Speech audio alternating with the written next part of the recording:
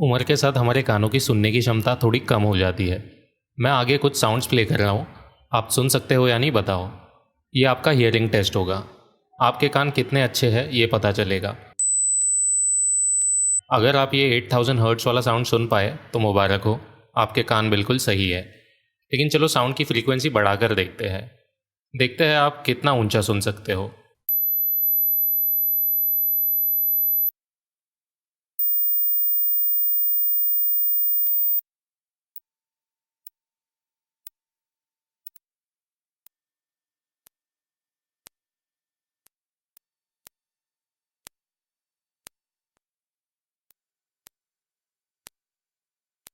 तो यदि आप सभी साउंड सुन पाए तो आपकी उम्र 20 से कम है, लेकिन ये ज़्यादा दिन तक नहीं रहेगा।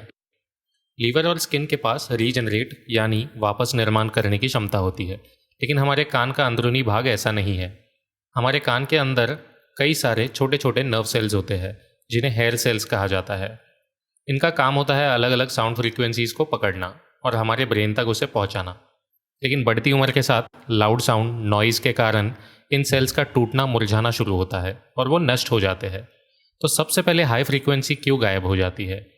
हेयर सेल्स सबसे पहले हाई पिच साउंड के साथ ट्यून होते हैं, इसलिए जिस कारण ज़्यादा तनाव पड़ता है और धीरे धीरे नष्ट होने लगते हैं।